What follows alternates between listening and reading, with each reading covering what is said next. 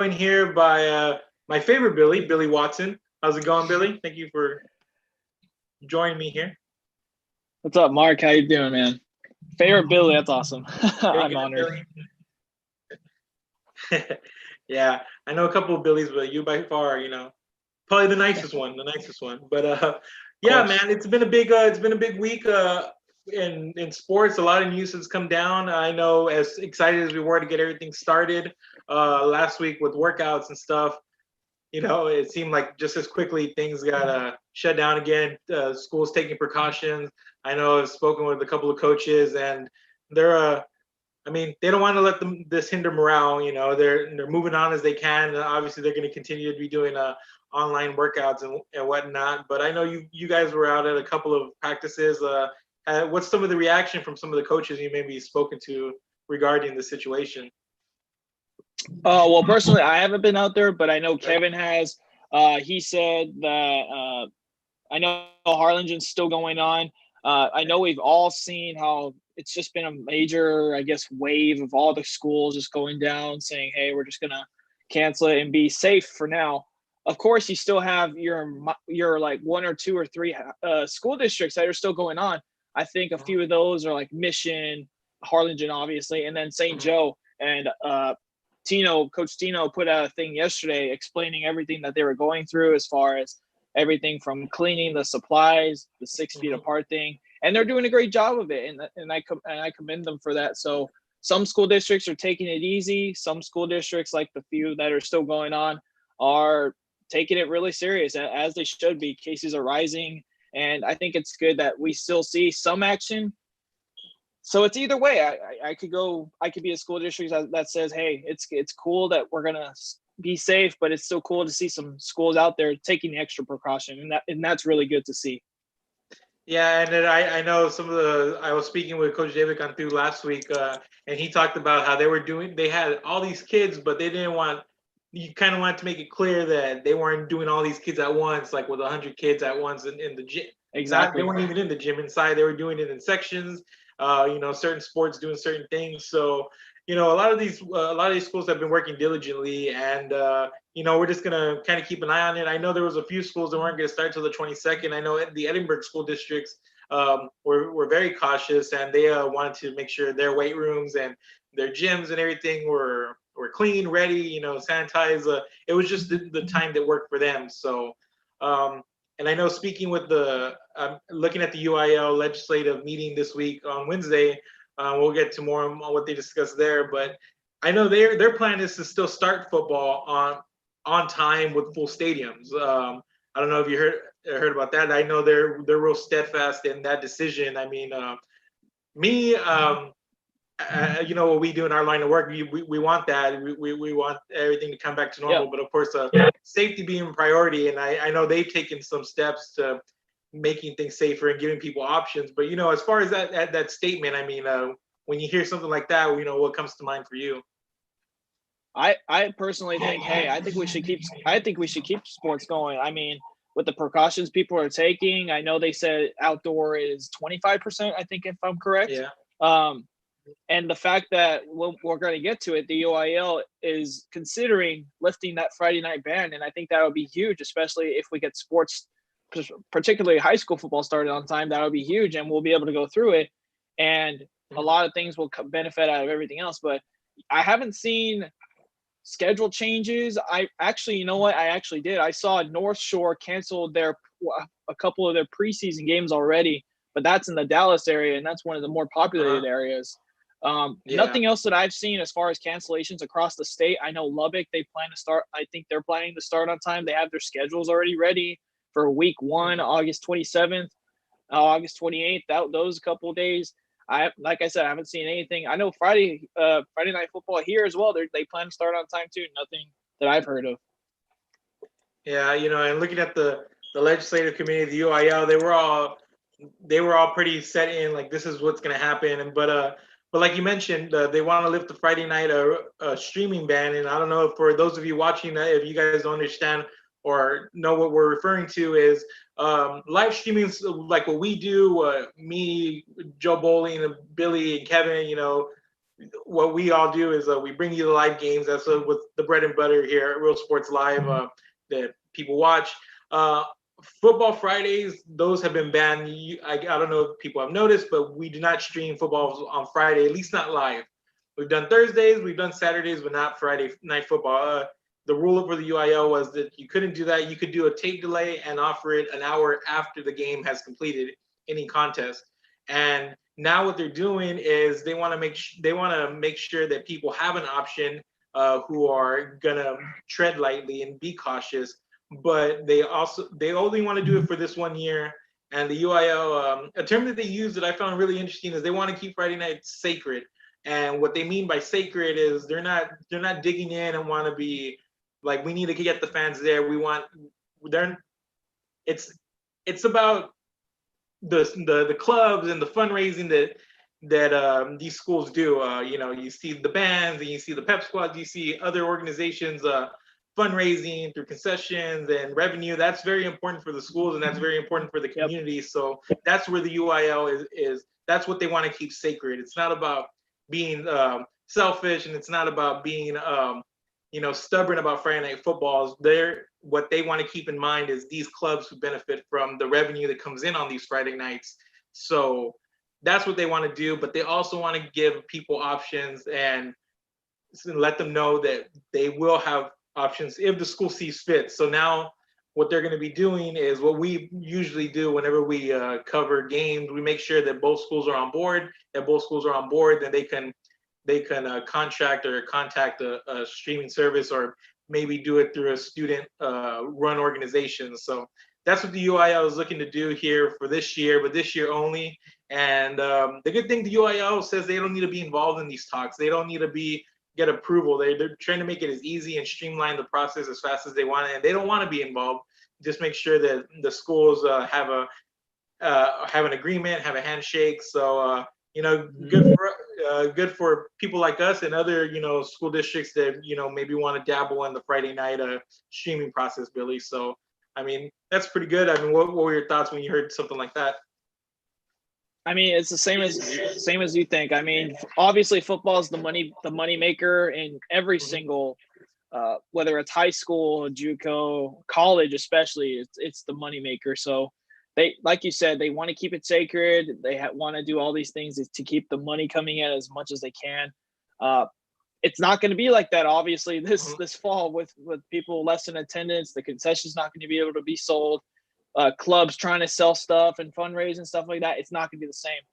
But through live streaming, and I really like where it's going to head when the UIL makes it if and when the UIL makes it official, that it'll be a great experience to have live streaming on Friday night. And I mean, it's just for 1 year, but hey, it's going to make all the difference in the world, especially for fans not going to be able to be there because this pandemic going on. But I like where it's headed right now, and I can't personally wait till UIL makes it official. It's going to be big, especially for Real Sports. Yeah, for sure for us. And I believe they did make it official Wednesday morning. I know they talked about it, but they held the legislative committee meeting on Wednesday, and I think they streamlined that. I know they talked about it early Tuesday, and I think Wednesday, it was on the agenda. It was on one of those reports where they didn't make a decision, but I think Wednesday their executive director came on and streamlined it, said this is what we're going to do. So I think we're a go, and I think the ban has been lifted. So expect that coming Friday nights this fall. But as far as this weekend, Billy, I know you guys would you be going to 7-on-7 this weekend? I am. I've been waiting for it for a while. It's going to be fun. We got Zap going on over there. There's a lot of big time players from around the valley, including Ailey Marburger, AJ Gonzake, some Brownsville kids, Kevin Garcia, Diego Escobar. I got to meet and talk to those guys. Got to talk to Coach George Mata, aka the Foot Doctor. They're excited to go, and they'll be taking two teams up there, a green and black team. They had over 40 kids, I think, for that 18U team. So they're taking two of those teams up. We're still waiting on official rosters and official all that good stuff, but we're expecting some good games up there. I know we went last year, and the talent and the play up there is extraordinary, and you get to see some of these kids that are name recruited and they have all these tags on them. and I think it's going to be a fun weekend for us. We already have the schedule for the green team. They start their first game is at 2:30. I forget exactly who they play, but they got some top notch teams in full play for Saturday. Yeah, definitely, and I know it's something that you guys have kind of been waiting for and planning in recent weeks. But also we have female football, Texas Extreme Female Football League, the XFFL. They'll be in action tomorrow. It'll be actually the CC Divas versus the RGV Vixens. So, and I'll have that for you guys tomorrow. So a big weekend for us here. It'll be 7:30 kickoff tomorrow at the South Texas Youth Football League field in Corpus Christi. But we will have that for you here tomorrow night at 7:30. So, there's a lot of people are seeing the lockdown, but we're gonna have a couple of things. We've had some live stream games. I know there's been softballs and I know you guys have worked really hard to bring that to everybody. So yep. I mean, it's everybody we're working, we're keeping our ears to the ground of anything that's come up that it's safe to go stream, and we're doing our homework, we're doing our due diligence to make sure that we bring live content to you guys, because we know that's important to every one of you. And Billy, another thing we're going to be doing here we've recently in our if you guys haven't picked up your June issue for Rio Sports Live magazine, Back in Swing, Billy's got it right there. If you guys haven't picked that up, there's a lot of cool stuff in there. Everybody, I know that Billy had a story on our Where Are They Now? So he's in there. Kevin's in there. He wrote about softball coming back a little bit and all these tournaments that they're going to. So pick it up. A lot of interesting things in there. Also, there's a couple of write-ups remembering our good friend Roy Hess. There's just pick that up. And one of the things we want to talk about is our RSL Boys Basketball Bracket Challenge. I know we've had a lot of success and a lot of people chime in for the quarterback madness that we did last month. But we did release the bracket for the Basketball Bracket Challenge. And some of the teams we picked here, I know we've had a lot of feedback on where's this team and where's that team. I know we put all the minds together, and I think all these teams have not. I'm pretty sure all of them are regional tournament teams. So Billy, yeah, let's talk a little bit about the bracket. Let's kind of delve into it here. We'll start with some of the teams that are highlighting the bracket, and Edinburgh Bella and Santa Rosa. Those are the teams that are going to stick out because those are the state teams here in recent memory. So, I mean, I want to get us started. Just what sticks out to you in this bracket? Oh yeah, like you said, just obviously the I think the 15-16, or let me look down the list real quick. 15-16 Vela sticks out. The 16-17 Santa Rosa team as well. Just those teams, again, they made it to state. And we want to remind fans, we know we might have missed a few teams. I know we got a couple comments on Facebook saying, hey, we missed this team. I think this is what from our boss saying that we are going off of from where the 08-09 Santa Rosa team started. Yeah. And they were able to reach the state tournament. So we started from there to present day. So we want to make that clear just real quickly. We know we didn't make our set of rules yet, but it'll be the same set of rules almost for football. But we did start off from the Santa Rosa 08-09 team and on. So that's where you see Santa Rosa 08-09, 10-11 Edinburgh, 9-10 Mac High. I saw I got a lot of good comments on that. I think that was a 35-3 team, I think, according to one of the comments. Yeah. The AB La Zoya show in 17-18, as well as the what's the tall kid's name? Mark, I forget his name. I wasn't able to watch a lot of that. From Santa Rosa? Yeah. Aaron Ramirez, the 08-09, is that who we're talking about? Or the 17-18. Ryan Perez, Pettis? Yes. Ryan, okay, yeah. The dynamic duo right there is just that's what stuck out. Obviously, San Perlita as well, just the NBA 3-point shooting team, able to make it. Just they came out of nowhere, in my opinion. I played them in high school, and I was like, it's just this team from San Perlita. But after I went, I mean, they came out of nowhere. They made some moves. Ty Johnson was was such a big part of that, and now he's going to go to Concordia to play basketball. So he definitely left his mark with the 2 to 3 teams that they took to the 2 regionals, and That's a great team there. Santa Maria, 1920 Santa Maria is also a great team. They made it to the regional tournament. I think, Mark, you got to call. Yeah, yeah, they were they kind of came out of I don't want to say it came out of nowhere, but we're looking at that district. We're talking about this year's San Perlita team. We thought they were going to build on it, but unfortunately they weren't able to get to the regional tournament as we were all kind of expecting them to. But Santa Maria did. Santa Maria came out. They represented the district. They had a really tough outing at the regional tournament. But yeah, and they're Santa Maria. They're matched up in the bracket with this year's Los Fresnos team, and that was that's a powerful, probably one of the best teams that we in the Valley that we've seen in a good long time. Overall, I know they lost to a Gain Brandeis team, but this is a 6A regional tournament, and they played well. They had a really dynamic roster there, and they're just a powerhouse in the Valley. So by far, hands down, they were the best team in the Valley this season. So, but these are all fan votes. These aren't fantasy one-on-one, team for team. These are all fan votes. So, whoever has the most support is certainly going to come out and win. But you talking about that 15-16 Vela team here. That was the team everybody remembers: Ryan Garza, Hector Ruiz, Alec De La Garza. They were coached by Lalo Rios. They finished.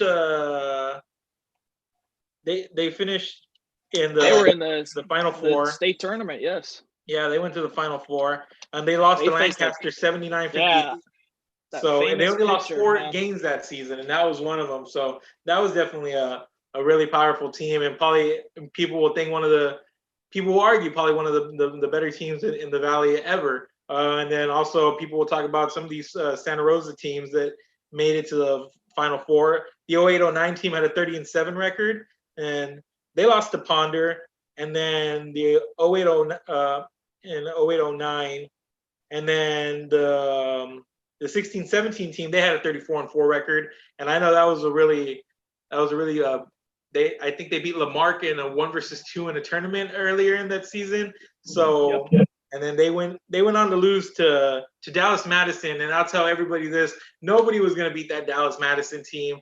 They had an argument. They might have been the best team, and regardless of class, regardless of anything, they were hands down the best team, and I think that squad knew it. So that Leo Lara team with Matt Garcia and A.B. Lozoya, that was a great Santa Rosa team. And then the next year, obviously, we talked about the A.B. Lozoya show with Ryan Pettis. They lost to Mount Vernon in a 63-54, and a game that we all probably thought Santa Rosa should have won. They had a really slow start. I think they fell into like an 11-point hole. So that Santa Rosa team could have done what no other team couldn't and move on to the state final, but fell short of that one. They finished strong there. But what are some of the other underlying matchups from some of these other teams that maybe kind of stick out to you? Honestly, I'm going to go with one of the playing games, and I'll take the 1920 Sharyland Pioneer team. They also made it pretty far. They played Harlan. Yeah, that was a close game. The 60, was it 60 or 40 that Derek Luna scored? I think it was 40. It was 40. It was 40. It was 40, right? He just went off. Yeah. It was a show, and it was a great. They had a great season. So I mean, exactly. And I'll compare him to Los Fresnos. At one time, Pioneer and Los Fresnos, they were the top 2 teams in the Valley at one point. They got to face each other early on with an injured Los Fresnos squad. That Pioneer won that game. We were there for that one. They played each other in the City of Palms Championship with a fully loaded Los Fresnos team, and then Los Fresnos beat them. Los Fresnos, I'll go back to Los Fresnos really quick. They just had a 3-headed monster with Jerry Martinez and Leon Gonzalez and Altamirano, and then on the side, you had Aldra Getty and I can't remember his name, Gonzalez, the 3-point shooter. They just had a stacked lineup. But I go back to Pioneer. They also had a stacked lineup. They had Eddie Lee Marburger, who came in late in the season. He didn't get to play in that first matchup with Los Fresnos. Obviously, you had Derek Luna coming in, transferring after winning state championship with Duncanville, with Jemias Ramsey and Micah Peavy, just stars up there in the Dallas area. So that probably got him ready to play some Valley basketball, and he stuck out. He led that team in the playoffs, and then he went out with a bang with that 40-point game in the loss to Harlan. But Harlan was just a really tough team. I think they Harlan was definitely a tough team, but Pioneer stuck around. They stuck it through. Derek Luna had the game of his life, in my opinion, in that game. So Yeah. Pioneer this past season definitely sticks out to me. Yeah, for sure. And I just like some of these bigger schools versus smaller school matchups. Like I remember I mentioned Santa Maria and Los Fresnos from this year, but the 2009-2010 San Isidro team and the 13-14 Harlingen Southhawks. I remember I covered the 13-14 Southhawks. It was actually when I was coming to the Valley Morning Star. It was like my first daily job, so it was my first basketball season. So they that was a really solid team. They made it to the regional tournament that was held at UTPA at the time, I believe. And San Isidro, I think they played San Pedrito to get to there. And I think that was also at the field house as well. And I know they packed that gym. So a lot of good teams and a lot of good memories. So I mean, just want to encourage everybody to come online and vote and just take a look and see and give your feedback. We love the feedback. We have a lot of people coming on and saying, well, what about this team? What about that team? And like Billy said, this was from a certain time period, the 08-09 Santa Rosa team that kind of started this. So from then on in the past 11 or so years, so call it 10, 11 years. So everybody just come on, participate. We love the feedback. Keep it nice though. We're all here to have fun and fantasy book a little bit here and kind of look into this. But just keep it here with us this weekend, guys, and just keep checking back for updates. Look at our website. We have a couple. We're starting to have a couple of new guys come in and write stuff for us. We're keeping it churning here, and I know Billy and Kevin. I can't say enough about what you guys did. Once this whole COVID thing went down, and these sideline sit downs are getting a lot of fan views, and I know a lot of people really appreciate what we're doing. We had a lot of positive coach feedback, so I want to thank you and Kevin for really spearheading that to get where we are now. But everybody keep it with us. We're dedicated here to bring you guys everything in sports, high school or whatnot, and area sports. But keep it here this weekend. We'll have more for you guys. But yeah, Billy, have fun up there, 7-on-7, doing what you guys are gonna do, and I'll have. What time does that start for you guys for 7-on-7? It looks like, I think on the schedule it said 2:30. We're gonna leave Saturday morning, and hopefully we'll get there around 1 and set up there. So we'll look to get some stories up, a couple recaps up on the website as well. First game is set for 2:30, I believe. All right, awesome. And I'll be live in Corpus at 7:30 for the Vixens and the Divas. So keep it here, guys. Thank you for joining us. Make sure to like us on all the social medias that we have, Facebook, Instagram, Twitter. Look for all our stuff on YouTube, Roku Network, Apple TV, stuff like that. Just check us out, guys, and pick up this Rio Sports Live magazine, the June issue. A lot of good stuff in there, guys. Pick it up. Thank you for joining us. Billy and Kevin, you guys are going to be on for a couple of shows here at 3 and 5. Am I correct? Yes, sir. It'll be the Hall of Fame show at 5, and then I'll be next at 3 o'clock with the La Jolla Juarez Lincoln senior soccer team. All right, guys. Well, hey, thank you for joining us, everybody. Billy, have a good day. Have a good weekend. I'll be talking to you soon, bud.